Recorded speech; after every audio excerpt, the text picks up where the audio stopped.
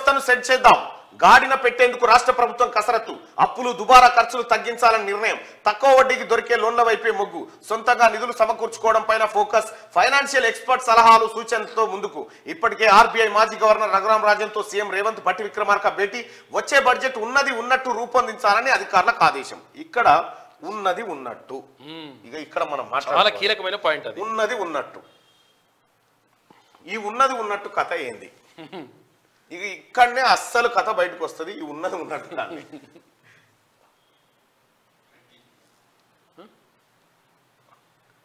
గేసి open చేయనా?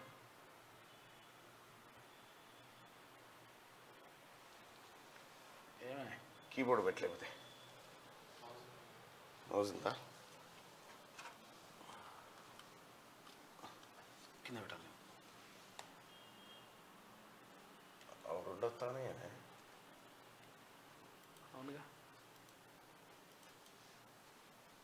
ఏదో bye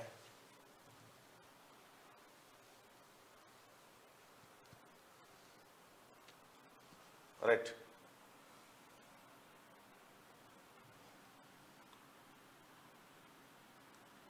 వస్తుంది.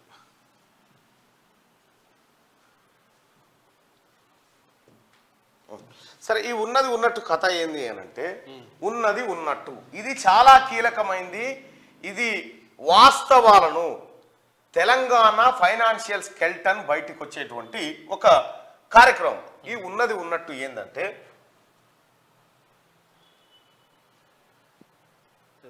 ఏందో ఇది మార్చమని చెప్పాలా, మొన్ననేది ఇచ్చినాడు. ఉన్నది ఉన్నట్టు అంటే ఏంటంటే, కేసీఆర్ ఏం చేసిండు గతంలో అంటే, పావుల జేబులు ఉంటే రూపాయి చూపించేది సినిమా. మన తాను ఉండేది పావులనే. వదిలే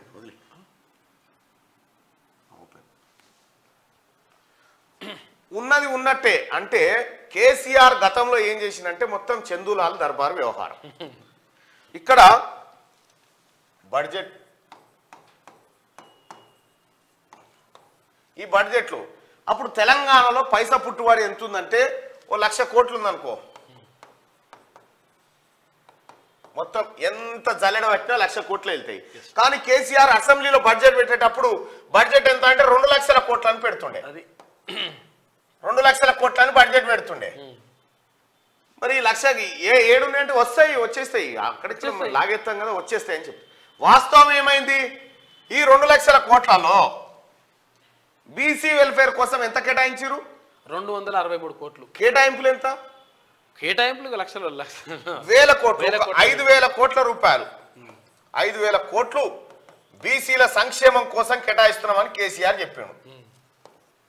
ఏమైంది? వాస్తవానికి వచ్చేసరికి ఈ 5,000 కోట్లు వీకినాయి, 263 కోట్లు ఖర్చు పెట్టారు.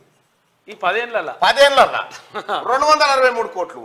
అరే గిట్టెడ పెట్టిరు సార్ అంటే, మరి ఉన్నాయే గివా, మరి గివన్నీ చెప్తారు కదా సార్ అంటే, అవి జనానికి సేవలో పువ్వు పెడతారు. వస్తే అనుకున్నాం. పేద ఎట్లా అంటే, కొండంత రాగం తీసి ఓ అని కల్వకుంట్ల పాట వాడినట్టు అన్నట్టు. కొండంత రాగం తీసి కల్వకుంట్ల పాట వాడినట్టు ఈ బడ్జెట్ ను ఇట్లా పెట్టి, ఇవి అంకెలు చూపెట్టి మనకేం చెప్తారు? ఇంకా ఇండ్ల కోసం 10,000 కోట్ల కేటాయింపు. మనం ఏమనుకుంటాం? ఇక 10,000 కోట్లు ఇండ్లకు పెడుతున్నాడే, ఇక ఇండ్లు రావా? మన అందరికి వస్తాయి. ఇక మళ్ళా ఈ బాజంత్రి ఉంటుందిగా, మంత్రులు ఎమ్మెల్యేలు. ఇలా ఇండ్ల కోసం 5,000 కోట్లను కేటాయించుకున్న ప్రభుత్వం మనది అని చెప్తారు. కేటాయించుకున్నావు కరెక్టే, పైసలు లేవు. భద్రాచలం పోయి 1000 కోట్లు, భద్రాచలం రామవారికి 100 కోట్లు లేలో. ఇటు ధర్మపురి మన ఈడ వేములవాడ రాజన్నకు ప్రతి బడ్జెట్ లో 100 కోట్లు లేలో.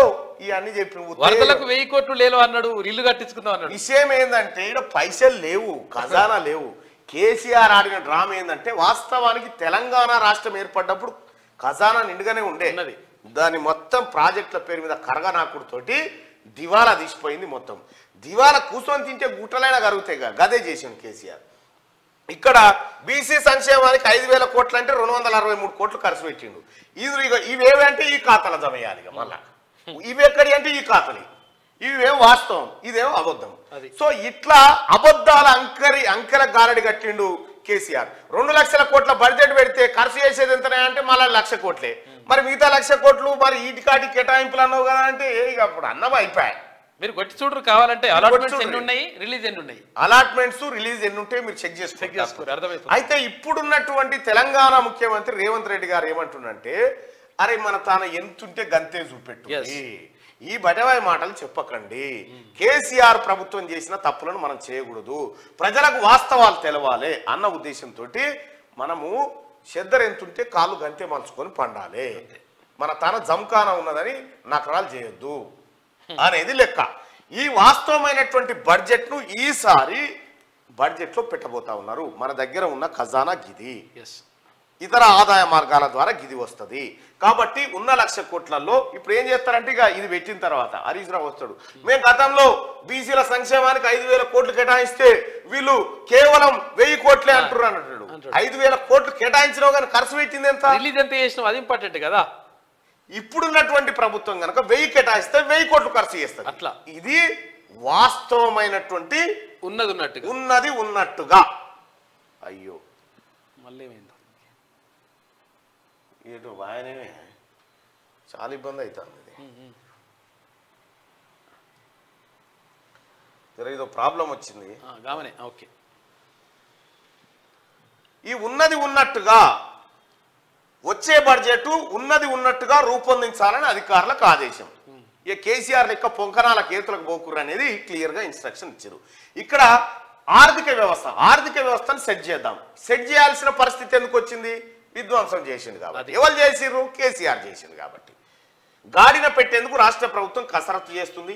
అప్పులు దుబారా ఖర్చులు, ల్యాండ్ క్రూజర్లు కొనాలి, ప్రగతి భవన్ గోడ పెంచాలి, భద్రత కట్టుదిట్టం చేయాలి, ఇవే పాపం చుట్లు రోడ్డు పోసుకోవాలి, ఇవన్నీ దుబారా ఖర్చు. బుల్లెట్ ప్రూఫ్ బాత్రూమ్ ఇటువంటి అన్ని దుబారా ఖర్చులు. ఈ దుబారా ఖర్చులు తగ్గించుకొని ఆఖరికి అప్పులు కూడా తగ్గించుకోవాలి.